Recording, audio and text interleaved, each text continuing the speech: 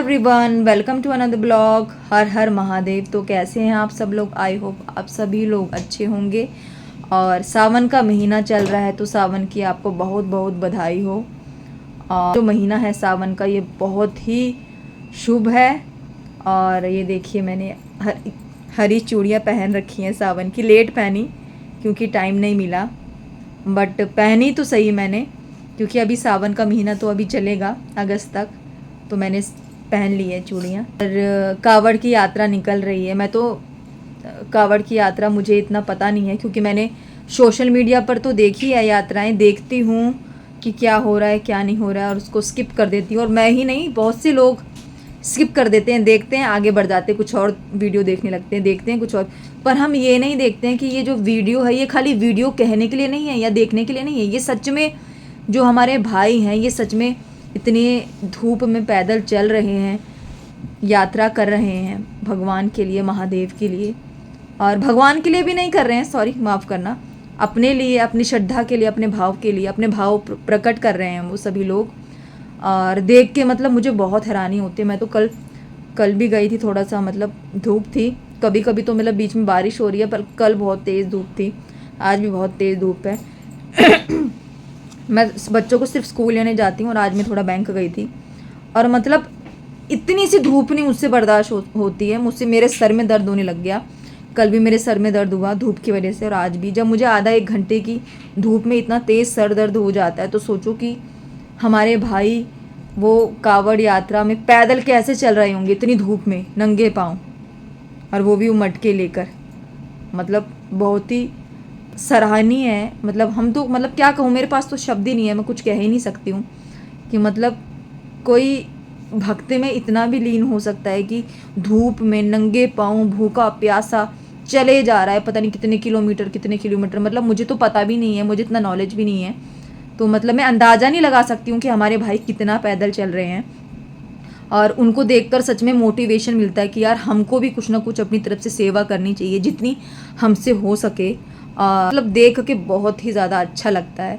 तो चलिए वीडियो को यहीं से करते हैं स्टार्ट। और वीडियो को स्टार्ट करने से पहले जो भी मेरी वीडियो को पहली बार देख रहे हैं या मेरे चैनल में न्यू है, प्लीज़ चैनल को लाइक शेयर कमेंट सब्सक्राइब कर लीजिए, बेल आइकन को दबा लीजिए और स्किप बिल्कुल भी मत करना। वीडियो जो है आपको बहुत ही ज़्यादा मज़ेदार लगने वाला है, बहुत ही ज़्यादा इंटरेस्टिंग लगने वाला है, तो वीडियो पर प्लीज़ बने रहिए।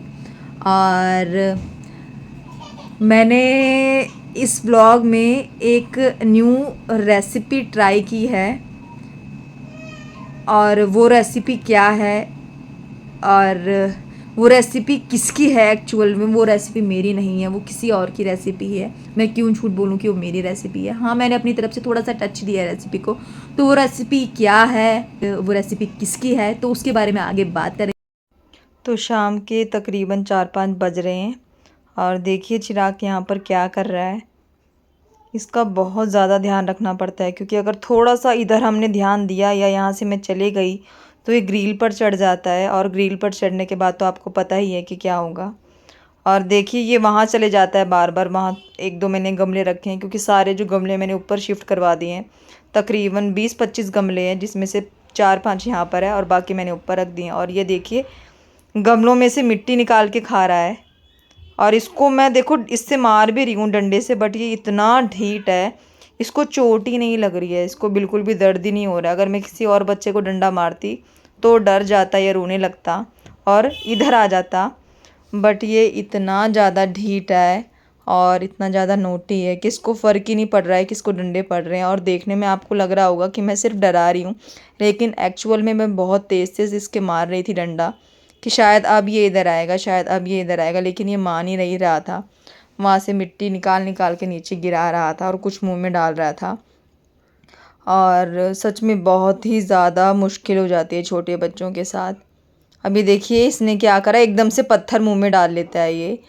और पत्थर मुंह में डालने के बाद तो आपको पता ही है कि कितना ज़्यादा परेशानी हो जाती है बड़ों को भी और बच्चों को भी। पत्थर से आपको पता ही है पत्थरी हो जाती है। और एकदम से इसने क्या किया, छोटा सा पत्थर अपने मुंह में डाल दिया और मैं निकालने लगी। और निकालने के चक्कर में क्या हुआ, मेरी ही गलती हुई, निकालने के चक्कर में वो मेरे उंगली से पुश हो गया और वो अंदर चले गया पत्थर। और मैं इतनी ज़्यादा टेंशन में आ गई कि यार क्या करूं क्या करूं। और जब भी ऐसा होता है कि मुझे कुछ समझ नहीं आता है, जब भी मैं डर जाती हूँ बच्चों के मामले में स्पेशली, अपने तो चल कोई बात नहीं हैंडल कर लेती हूँ, बट जो बच्चों का मामला होता है मैं हैंडल नहीं कर पाती हूँ। तो मैंने उसी वक्त हस्बैंड को फ़ोन लगाया कि यार इसने छोटा सा पत्थर खा लिया, कोई प्रॉब्लम तो नहीं होगी। तो हस्बैंड बोलने लगे कि तुझे पता नहीं है क्या, प्रॉब्लम क्यों नहीं होगी, अगर अंदर जाकर कहीं पर फंस गया तो क्या करेंगे। तो 2-3 दिन तक ना मेरे दिमाग में मतलब वही चल रहा था कि यार क्या होगा क्या होगा क्या होगा, पत्थर खा लिया है, कहीं ब्लॉकेज तो नहीं हो जाएगी, कहीं पर अटक तो नहीं जाएगा, क्योंकि पत्थर से आपको पता है कि पथरी वगैरह हो जाती है सच में। तो उसी की टेंशन हो रही थी मुझे, पूरा दिन यही चल रहा था दिमाग में, क्या होगा क्या होगा। और देखिए रात हो गई है, 8 बज गए हैं और ये इसकी शैतानियाँ तो कम होने ही नहीं वाली हैं, चाहे सुबह हो चाहे रात हो। और ये लगा हुआ है और मैं यहाँ पर बालकनी में क्या है बैठी रहती हूँ, क्योंकि अंदर जो है मुझे घुटन होती है स्पेशली समर में। और तो मैं जब भी फ्री होती हूँ तो मैं यहाँ पर जो मेरी छोटी सी बालकनी है यहाँ पर बैठ जाती हूँ, क्योंकि यहाँ पर फ्रेश हवा आती है। और देखिए ये क्या कर रहा है, मतलब कल से ये इसने यही शुरू कर रखा है, पता नहीं क्या कर रहा है, ऐसे पुशअप मार रहा है कि क्या कर रहा है, मेरे तो समझ के बाहर है। तो पूरा दिन इसका यही चलता रहता है और बहुत ही ज़्यादा इस पे ध्यान देना पड़ता है हम लोगों को, क्योंकि छोटी सी चूक हमसे हुई और जो दुर्घटना है वो घट जाएगी। तो अगर ये बाहर होता है दरवाजे के यानी ग्रिल के, तो मुझे देखना पड़ता है। और क्योंकि मुझे बाहर बैठना है, यहाँ पर अंदर घुटन होती है गर्मी की वजह से, काम वगैरह करके मैं फ्री होके बाहर बैठ जाती हूँ। और मैं बैठूँगी तो ये भी बाहर आएगा ही आएगा, क्योंकि इसको अगर अंदर हम बंद कर दें, ग्रिल लगा दें, तो ये रोने लगता है। और कौन माँ चाहती है कि उसके बच्चा रोए उसके सामने। तो ये देखिए हस्बैंड आ गए हैं और इसकी शैतानियाँ जो है वो कंटिन्यूसली चले जा रही हैं। और सच में बहुत खुशी मिलती है जब हमारी फैमिली होती है, बच्चे होते हैं, पति होता है, बहुत ही ज़्यादा खुशी होती है। दुख भी होते हैं, दुख तो चलो पति नहीं भी होगा तब भी होंगे, दुख का क्या है, वो तो हमेशा रहते ही हैं। जैसे सुख रहता है वैसे ही दुख रहता है। तो दुख का कोई पति से कोई लेना देना नहीं है, बच्चों से कोई लेना देना नहीं है, बल्कि फैमिली हमारी जो स्ट्रेंथ ही होती है, ताकत ही होती है। जब हमारे पास हमारा परिवार होता है, हमारी फैमिली होती है, तो वो हमको हिम्मत देती है। तो फैमिली जो होती है वो हमारी ताकत होती है, क्योंकि बिना फैमिली के क्या है ना, हम अकेले टूट जाते हैं, हैंडल नहीं कर पाते हैं चीज़ों को। अगर हमारे साथ फैमिली होगी तो हम मिलजुल कर ज़रूर ही हैंडल कर लेते हैं बहुत सारी चीज़ों को। तो मेरे हिसाब से तो परिवार होना बहुत ही ज़रूरी है। सभी का भगवान करे परिवार हो, फैमिली हो, बच्चे हों, हस्बैंड हो। और बस यहाँ पर चल रहा है रात का। अभी थोड़ी देर में हम डिनर करेंगे और डिनर जो मैंने बनाया है वो बहुत ही सिंपल सा बनाया है। डिनर में मैंने क्या बनाया है वो भी आपको पता चल जाएगा अभी थोड़ी देर में। तो अभी तो हम बस चीरू की शैतानियाँ ही देख रहे हैं, क्योंकि अब इसके पापा को मैंने पूछा था कि डिनर लगा दो, लेकिन इसके पापा ने कहा अभी 10-15 मिनट में लगाना। और ये देखिए क्या कर दिया इसने, इसका मुझे डर ही लगता है। परसों भी इसने ऐसे ही जंप मारा और इसका जो टीथ है, टीथ के जो ऊपर मसूड़े होते हैं उससे ब्लीडिंग होने लगी थी। और मुझे तो लगा कि शायद भाई इसके टीथ टूट गए, टीथ जो हैं वो टूट चुके हैं, क्योंकि हमारी जो आकांक्षा है वो भी जब 2 इयर्स की थी ऐसे ही उसने जंप मारा था, कहीं पर हम गए थे और उसके जो आगे के टीथ हैं वो जो 2 थे वो टूट गए थे। लिप्स भी उसका पूरा फट गया था, सूज कर बिल्कुल काफ़ी स्वेलिंग आ गई थी, सूज के काफ़ी बड़ा हो गया था। मुश्किल से हमने उसका लिप्स ठीक किया था दवाई वगैरह लगा के। और टीथ जो है अभी उसके 7 इयर्स कंप्लीट होने वाले हैं नेक्स्ट मंथ सितंबर में। और उसके 2 जो टीथ हैं जो छोटी थी तब टूटे थे, अभी तक नहीं आए हैं। और इसका भी मुझे लगा कि शायद इसके साथ भी वही हो गया है हादसा और कहीं इसके टीथ तो नहीं टूट के। तो लेकिन भगवान की इतनी बड़ी रहमत है कि इसके टीथ बच गए, ब्लीडिंग हो रही थी बट हस्बैंड ने कहा कि नहीं, टीथ जो हैं वो बिल्कुल ठीक है, मसूड़े पर चोट लगी है और मसूड़े पे उसकी कम से कम 4 से 5 बार चोट लग चुकी है। और हम इतना ख्याल रखते हैं इसका, इतना ख्याल रखते हैं, लेकिन फिर भी ये कुछ ना चोट लगाता रहता है, क्योंकि ये 5 मिनट भी ना बैठता नहीं है। और अभी क्योंकि ये 1 ईयर का ही है, 1 ईयर 2 मंथ का, तो अभी ये क्या ही बात सुनेगा। और मैंने सुना है कि बॉयज़ जो होते हैं बहुत ही ज़्यादा नॉटी होते हैं। तो जिनके घर में बॉयज़ हैं, मेरे तो अभी क्योंकि फर्स्ट बॉय है ये, पहले डॉटर थी तो मुझे इतना नहीं पता है, क्योंकि डॉटर भी शैतानियाँ करती हैं बट इतनी शैतानियाँ मेरी किसी भी बेटी ने नहीं की जितना इसने मुझे दिन में तारे दिखा दिए हैं। तो मुझे इतना नहीं पता था कि इतना भी कोई नॉटी हो सकता है। तो जिनके भी घर में बेटे हैं वो जानते हैं कि बेटे कैसे होते हैं। तो ये मैड में लगी हुई है रात को इसके साथ खेलने में। और जब मैं इन तीनों को देखती हूँ ना, मैं भगवान का शुक्र अदा करती हूँ कि हे भगवान, मैं ब्लेस्ड हूँ कि मेरे बच्चे हैं, मेरे साथ मेरा हस्बैंड है। बट हम जो लालची होते हैं कई बार, स्पेशली मैं कई बार मतलब दुखी रहती हूँ अपनी लाइफ में। और ऐसा लगता है जैसे कई बार कि मैं पता नहीं कितनी दुखी हूँ, कितनी दुखी हूँ, कितनी दुखी हूँ कि भगवान ने मुझे कुछ नहीं दिया, कुछ नहीं दिया। कई बार होता है ना कि इंसान जो है कंप्लेन करता है, और मैं भी कई बार कंप्लेन करती हूँ। बट जब मैं इन तीनों को देखती हूँ तो मैं कहती हूँ कि इतना सब कुछ दे दिया, हस्बैंड दे दिया, बच्चे दे दिए, अच्छा पहन रहे हैं, अच्छा खा रहे हैं, और अपना अब तो अपना घर भी है, अपनी छत है, तो और क्या चाहिए इंसान को। तो मुझे लगता है कि जितना भी हमारे पास है हमें उस भगवान का शुक्र अदा करना चाहिए कि हे भगवान, आपने हमें इतना सब कुछ दिया, उसके लिए हम आपका बहुत ही बहुत धन्यवाद करते हैं। और कभी भी लालच नहीं करना चाहिए, मुझे ये लगता है, क्योंकि मैं बहुत ही ज़्यादा लालची हूँ। मुझे लगता है कि मैं हूँ लालची, कि भगवान ने मुझे इतना कुछ दिया उसके बाद भी मैं रोती रहती हूँ, दुखी होती रहती हूँ। दुखी तो चलो मैं अपनी मम्मी पापा के लिए होती हूँ, बट वो नहीं है मेरे साथ, बट वो मेरे दिल में है, वो मेरी यादों में है, वो काफ़ी है मेरे लिए।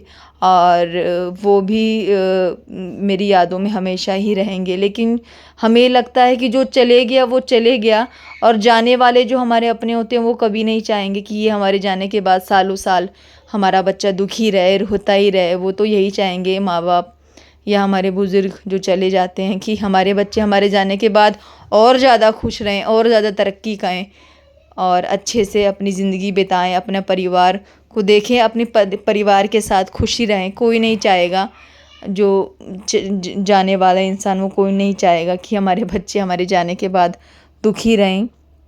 तो मुझे लगता है कि हमें नेगेटिव चीज़ों को देखना इग्नोर करना चाहिए, और पॉजिटिव जो चीज़ें हैं हमारे आसपास उनको अपनी ज़िंदगी में वेलकम करना चाहिए, और उनको देखना चाहिए, और उनके बारे में सोचना चाहिए कि हाँ, नेगेटिव चीज़ें दूर चले जाएं, कोई चक्कर नहीं, लेकिन जो पॉजिटिव चीज़ें हमारे साथ है हमें उनका जो है वेलकम करना चाहिए, और भगवान को उस सब चीज़ों के लिए थैंक यू करना चाहिए। और मुझे जब मैंने अभी एडिटिंग कर रही थी ना, और इसका एहसास मुझे अभी हुआ कि मेरे पास सब कुछ है, बट फिर भी मैं इतनी चिड़चिड़ी, इतनी उदास और इतने गुस्से में रहती हूँ। तो मुझे खुद ही पर गुस्सा आ रहा था कि मैं ऐसा क्यों करती हूँ। तो मुझे लगता है हम सभी को, अपने सभी को, जो हमारी लाइफ चल रही है, जो हमारे पास है, उसका थैंक यू कहना चाहिए, उसका धन्यवाद करना चाहिए भगवान को। ना ही जो हमारे पास चीज़ें नहीं है उसकी कंप्लेंट करनी चाहिए, और जो चीज़ें हमारे पास है उनको इग्नोर करना चाहिए। तो मैं सच में बहुत ही थैंक यू हूँ भगवान से कि उन्होंने मुझे इतना अच्छा फैमिली, बच्चे, हस्बैंड दिया। और सच में मैं बता नहीं सकती कि मुझे कैसा फ़ील हो रहा है इस टाइम।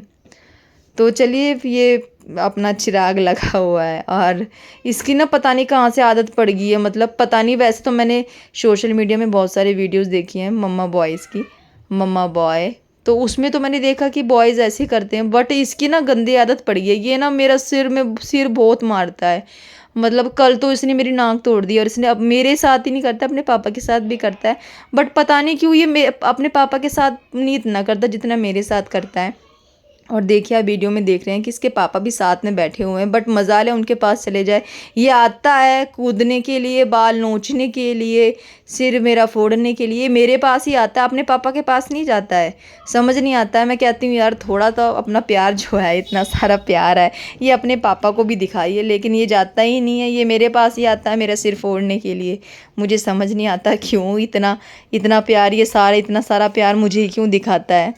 और इसके पापा को, अब देखिए इसके पापा को मतलब नहीं है, एक बार ड्यूटी से आ गए, बच्चे हैं, स्कूल गए कि नहीं गए, बच्चे ने क्या खाना खाया, बच्चों को क्या प्रॉब्लम है कि वाइफ से ही पूछ लें और तेरा दिन कैसा रहा, कोई इनको मतलब ही नहीं होता है। मैं अगर होंगी तो मैं ही बात करूँगी, नहीं तो ये अपनी तरफ से कोई बात नहीं करते। और कई बार तो मेरा मूड इतना ऑफ होता है, मैं कहती हूँ कि यार जब सामने वाले को मेरी पड़ी नहीं है, जब सामने वाला ही नहीं मुझसे बात करता है या मेरा हाल चाल नहीं पूछता है, तो मैं भी क्यों पूछूं। तो होता है ना, ईगो का प्रॉब्लम होता है, सभी के अंदर ईगो होती है। तो मैं भी अपना कई बार ईगो में रहती हूँ और मैं भी मतलब अपने बच्चों में और अपने में खुश रहती हूँ, या मोबाइल में कुछ ना कुछ थोड़ा बहुत सीरीज़ वगैरह देख लेती हूँ और अपना टाइम पास करती हूँ। क्योंकि मुझे पता है सामने वाला जो साथ वाला बंदा है उसको 3-4 बार आवाज़ मारूंगी, वो रिप्लाई नहीं देगा, रिएक्शन नहीं देगा, तो क्यों मैं अपना टाइम वेस्ट और अपनी एनर्जी वेस्ट करूँ। एनर्जी उस पर वेस्ट की जाती है जो मतलब हमारी तरफ थोड़ा सा तो ध्यान दे। लेकिन इसके पापा की जो आदत है वो मतलब दुनिया जो है अपने लिए उन्होंने बना रखी है, और उनको पता है कि भाई बीवी बच्चे हैं, शादी कर ली है, तो इनको किसी तरह पालना है, इनका ख्याल रखना है, तो बस मुझे ड्यूटी जाना पड़ेगा। उसके अलावा उनको कुछ नहीं पता है कि घर में क्या चल रहा है क्या नहीं चल रहा, कोई लेना देना नहीं है। मुझे रखा हुआ है कि हाँ सारा कुछ टेक केयर तूने करना है, सारा कुछ मैनेज, राशन से लेके बैंक से लेके मीटिंग से लेके बच्चों के पेरेंट्स मीटिंग, एडमिशन एट्सेट्रा, जो भी बच्चों को चीज़ें ज़रूरत होती है, जो भी उनके स्कूल में प्रोजेक्ट चार्ट वगैरह होते हैं, सारा कुछ मैंने ही मैनेज करना है। और ये सब कर करके ना कई बार मेरी इतना चिड़चिड़ी हो जाती हूँ अंदर से कि गुस्सा करने लगती हूँ, और मैं सोचती हूँ कि कई बार कि यार इतना ज़्यादा गुस्सा मेरी सेहत के लिए ठीक नहीं है। क्योंकि ना जब से मैं 30+ हुई हूँ मुझे अभी कुछ दिनों से लग रहा है कि जब मैं चिल्ला रही हूँ तो मेरा बीपी वगैरह थोड़ा सा लो हो रहा है। और ऐसा कभी भी नहीं होता था पहले, पहले मैं बहुत ज़्यादा चिल्लाती थी जब भी मुझे गुस्सा आता था। तो बट अब मैं जब चिल्लाती हूँ तो मुझे चक्कर से आने लगते हैं, बीपी लो होने लगता है। तो मैं यही सोचती हूँ कि मैं जितना हो सके चिल्लाऊँ ना, गुस्सा ना करूँ, जो भी हो अपनी जो बात है उसे आराम से सामने वाले के सामने रखूँ। और बच्चों के ऊपर भी चिल्लाना अच्छा नहीं रहता है, बच्चे भी डर जाते हैं, बच्चों पर भी बुरा असर पड़ता है। लेकिन कोशिश करती हूँ कि ना चिल्लाऊँ, बट क्या करें, जो इंसान की जो आदत है वो तो इंसान अपनी पूरी तरह से बदल नहीं सकता है। थोड़ा बहुत तो मैं गुस्सा मेरा हो जाता है कि नहीं, मैं कई बार नहीं करती हूँ बच्चों पर कई बार मेरा जो गुस्सा है वो बहुत ज़्यादा फूट जाता है बच्चों पर, और मुझे बाद में बहुत बुरा लगता है कि यार मुझे ऐसा भी नहीं करना चाहिए था, बच्चों पर इतना गुस्सा नहीं करना चाहिए था। और इसके पापा ने तो आपको मैंने बता ही दिया है, किसी चीज़ पर मुझसे बहसबाजी कर रहे थे कि वो जो न्यू मूवी आ रखी है जिसका आपने देख ही रखा होगा, उसके बारे में बात कर रहे थे मुझसे। तो मैं उनको यही समझा रही थी, जब मैं सुबह आपको बता रही थी कि ये न्यू मूवी आ रखी है सोशल मीडिया पर, इतना हाइप चल रहा है इसका, तो अब तो तुमने मेरी बात सुनी नहीं, इग्नोर मार दिया, तो अब क्यों मुझसे पूछ रहे हो इस मूवी के बारे में। तो देखिए डिनर का टाइम हो गया है, और यहाँ पर देखिए मैंने बनाया है पुलाव, सिंपल सा बनाया है, इसमें आलू डाले हुए हैं और कुछ खड़े गरम मसाले डाल रखे हैं, और बारीक सा प्याज सैलेड के लिए डाल रखा है। तो यही है आज हमारे डिनर के लिए, क्योंकि इसके पापा को बहुत ही ज़्यादा पसंद है ये। और सब्जियां नहीं थी घर पर, तो मैंने बस आलू डाल दिया, मटर भी नहीं थे फ्रोजन। 2-3 बार ट्राई किया, राशन वगैरह लाई, भूल जाती हूँ, लेकिन जितनी बार सोचती हूँ आज लेके आऊँगी, लेकिन भूल जाती हूँ। तो एडिटिंग करते हुए मुझे ये भी याद आ गया कि मुझे फ्रोज़न मटर लेके आने, तो आज पक्का लेके आऊँगी, आज नहीं भूलने वाली हूँ। क्योंकि मटर के बिना ना काम नहीं चलता। मटर ऐसी चीज़ है कि अगर आपके पास सब्ज़ी ना भी हो कोई, तो मटर से आप कुछ ना कुछ सब्ज़ी बना ही लेते हो। तो मटर लेके आऊँगी आज पक्का। और यहाँ पर चीरू भी खा रहा है हमारे साथ, और सच में बहुत ही कमाल के बने हुए थे ये। और खड़े जो मसालों का इसमें खुशबू आ रही थी वो तो बहुत ही ज़्यादा क्या बोलते हैं ना, बहुत ही ज़्यादा अच्छी लग रही थी खुशबू। और यहाँ देख लीजिए टाइम कितना हो रहा है, यहाँ पर टाइम हो रहा है 10:10। और अब मैं किचन में जाती हूँ, और जिस रेसिपी के बारे में मैंने बात की थी उस रेसिपी के बारे में आपको बताती हूँ कि वो रेसिपी क्या है, किसकी है, उस रेसिपी का क्या नाम है। तो चलिए आज चलते हैं किचन में, और यहाँ पर हम आ गए हैं किचन में। तो ये जिसकी रेसिपी है वो मैं बता देती हूँ, ये बिस्टी किचन की रेसिपी है। हाँ जी, मैंने उनको फॉलो किया है, क्योंकि उनकी जो रेसिपी होती है वो मुझे बहुत ही अच्छी लगती है। क्योंकि जो उनका समझाने का तरीका होता है रेसिपीज़ को, वो बहुत ही ज़्यादा इजी और सिंपल होता है। तो इसलिए मैंने उनको फॉलो कर रखा है, बिस्टी किचन को। और रेसिपी का नाम है धुसका। तो आप सोच रहे होंगे क्या बोल रही है, तो ये झारखंड की बहुत ही ज़्यादा लोकप्रिय और फेमस डिश है। वहाँ के हर नुक्कड़ पर ये डिश जो है मिलती है, तो इसका नाम है धुसका। तो ये दूसरा कैसे बनाएंगे हम, तो हमने यहाँ पर 1 कटोरी के करीब ले रखे हैं चावल, और चावल कौन से लेने वो भी मैं आपको बताऊंगी। और लेनी है हमने उड़द की दाल छिली हुई, और लेनी है चने की दाल। और ये कितना कितना रेशो में लेनी है ये देख लीजिए।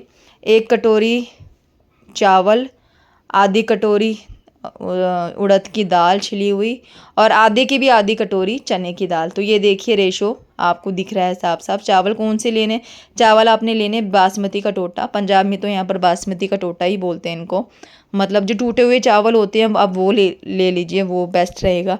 साबुत चावल लेंगे तो उसका इतना अच्छे से नहीं बनेगा, तो जो टूटे हुए चावल होते हैं हम यहाँ पर उसे बासमती का टोटा बोलते हैं, वो मैंने ले लिया 1 कटोरी। आधी कटोरी उड़द की दाल छिली हुई, और आधी की भी आधी कटोरी चने की दाल।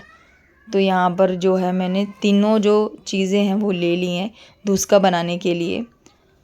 और अभी दालों को अच्छे से हाथों से मिक्स कर देंगे, और मिक्स करने के बाद हम यहाँ पर डाल देंगे पानी। और पानी उतना डालेंगे कि भाई अच्छे से दालें पूरी की जो है पूरी डूब जाएं, और जितना पानी होगा उतना जो अच्छे से दालें हैं वो डूब जाएंगी, और डूब जाएंगी तो जो दालें हैं, दालें चावल हैं, वो अच्छे से भीग जाएगा, क्योंकि इसका भीगना बहुत ज़्यादा ज़रूरी है। तो मैंने यहाँ अच्छे से पानी डाल लिया है कि सारी की जो दालें चावल हैं वो अच्छे से भीग जाएं। और यहाँ पर देखिए मैंने ढक्कन भी रख दिया है, और इसको हम छोड़ देंगे पूरी रात भर, और सुबह इसको पीसेंगे। और पीसने के बाद जो है इसको 3 घंटे के लिए फिर छोड़ देंगे, ताकि ये अच्छे से दाल जो है वो फूल जाए। और यहाँ पर ये चीरों को खाना है, मैंने लाइट बंद कर दी, किचन का कुंडा लगा दिया, अब जाके चीरों को खाना खिला दूँगी। तो नेक्स्ट व्लॉग में आपको पूरी रेसिपी का पता चलेगा, तो तब तक के लिए बाय बाय।